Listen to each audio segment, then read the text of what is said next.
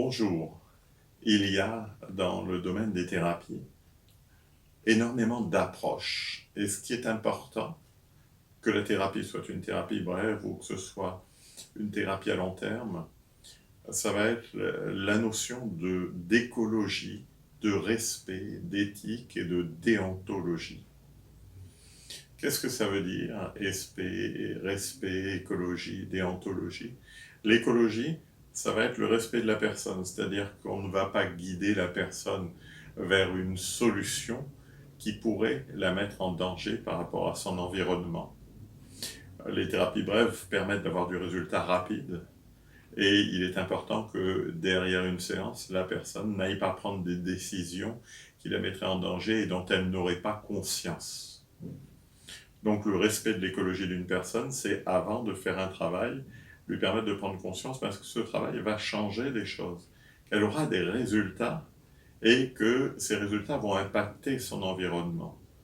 Et avant de mettre en œuvre une solution, de lui permettre d'en prendre conscience, de voir que derrière, ben oui, il y a des choses qui vont changer, qu'elle va peut-être changer ses comportements, qu'elle va peut-être changer ses habitudes, il y a des choses qui vont bouger. C'est important qu'elle en soit consciente avant. Ensuite, on fait la séance, on résout les choses, et une fois que les choses sont résolues, c'est la personne qui l'a fait en connaissance de cause. Si elle l'a fait en connaissance de cause, l'écologie a été respectée. Donc il y a cette première notion d'écologie. Une deuxième notion qui est importante, c'est l'éthique, la déontologie. Dans le domaine des thérapies brèves, une personne qui guide, un thérapeute, va être quelqu'un qui doit le faire selon le modèle de l'autre, pas selon son propre modèle. Si je vois quelque chose chez quelqu'un, je ne vais pas chercher à le modifier par rapport à mon modèle. Je vais simplement lui permettre d'aller chercher les ressources à l'intérieur qui lui permettent d'évoluer selon son modèle. Et ça, c'est important. Il y a cette première notion là d'éthique, je ne modifie pas chez l'autre des choses selon le modèle qui m'appartient. Je lui permets juste, lui, d'aller chercher les ressources qui vont lui permettre d'évoluer. Et il y a une deuxième notion fondamentale derrière qui va être l'interprétation qu'on peut en faire. C'est-à-dire que quand une personne fait un travail, c'est elle qui fait ce travail.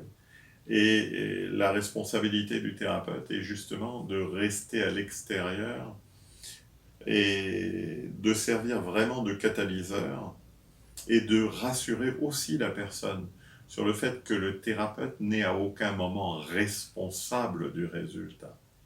Il n'est qu'un catalyseur. Il permet à la personne de trouver ses solutions à l'intérieur, mais à aucun moment il n'a de pouvoir sur la personne.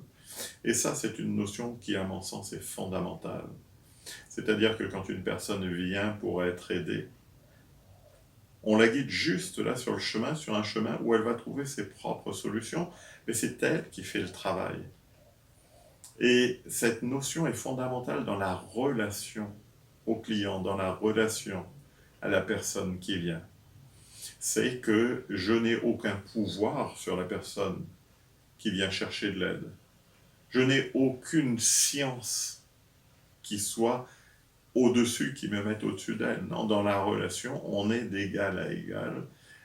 La seule chose, c'est que par l'expérience, j'ai appris des choses qui me permettent de lui voir ses propres chemins, de lui permettre de voir ses propres chemins. Mais je n'ai strictement aucune influence en termes de supériorité. Quand une personne vient, elle doit être d'égal à égal avec le thérapeute. Le thérapeute est un catalyseur. Cette notion, dans le cadre des thérapies brèves, est juste nécessaire, utile et fondamentale. Un thérapeute n'a aucun pouvoir, il n'a aucune supériorité par rapport à la personne qui vient.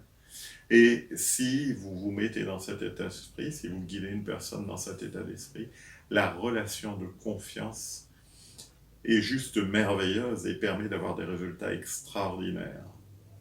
Si vous vous mettez dans une relation supérieure en dominant la personne qui vient, vous savez et elle ne sait pas, vous n'aurez pas de résultats ou vous aurez des résultats qui seront vraiment restreints.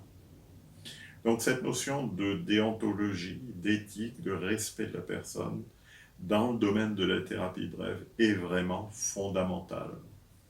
Quand une personne vient vous exprimer les choses, eh bien vous recevez, vous analysez la structure de ce qu'il y a derrière et vous venez la guider pour qu'elle puisse par elle-même changer la structure de ses ressentis, la structure de son mode de fonctionnement, les schémas internes. C'est elle qui va les changer. Vous agissez de manière totalement neutre. Si vous agissez en vous disant que vous êtes là, si jamais vous mettez votre ego en avant, le résultat ne sera jamais au rendez-vous de la manière dont il aurait dû l'être. Un thérapeute, pour être vraiment dans le respect de cette déontologie, serait comme du vent qui souffle là, sur une personne qui a une girouette sur la tête, et la girouette, ce n'est pas le thérapeute qui doit la faire s'orienter. Lui, il fournit juste une énergie qui permet à cette girouette de s'orienter dans la direction qui correspond à la personne. Cette notion fondamentale, il me semblait utile vraiment de la préciser. Et c'est ce qui fera la différence dans la qualité de la relation thérapeute-client. De même, quand une séance est finie, il faut vraiment faire prendre conscience à la personne que le travail a été fait par elle-même, qu'elle est seule responsable de ce travail. Et il est important de ne pas créer une dépendance de la personne. Souvent, les personnes se sentent reconnaissants. Ben oui, ils se sentent reconnaissants, mais en même temps, financièrement, ils participent au fonctionnement de cette séance. Et la séance n'est pas gratuite, ils la payent. Donc, la reconnaissance existe déjà au travers du fait que vous êtes rémunéré.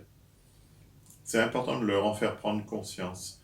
Un thérapeute, à la fin de la séance, si le problème a été résolu, ne doit pas créer une dépendance émotionnelle de la personne. La personne est heureuse, elle a obtenu ce qu'elle voulait, c'est parfait. Inutile d'aller continuer à maintenir un lien qui n'a aucune raison d'être. Si un thérapeute, si vous voyez un thérapeute qui vous propose 10 séances, 15 séances pour résoudre telle ou telle chose, à votre place, je me poserai la question de savoir quelle est la qualité réelle de la relation qu'il y a dessous. Comment est-ce qu'on pourrait la qualifier? Posez-vous les questions. Si vous allez voir un thérapeute et que la personne est dans le respect, vous aurez un résultat et c'est vous-même qui demanderez à revenir pour résoudre telle ou telle chose. À aucun moment, le thérapeute ne devrait influer sur la personne et l'orienter vers une relation continue dans la thérapie, l'orienter vers des choses qui ne correspondent pas à la personne. Voilà, c'est une réflexion que je vous partage et qui me semble importante dans le domaine de la thérapie brève. Merci de votre attention et à bientôt peut-être pour d'autres modules.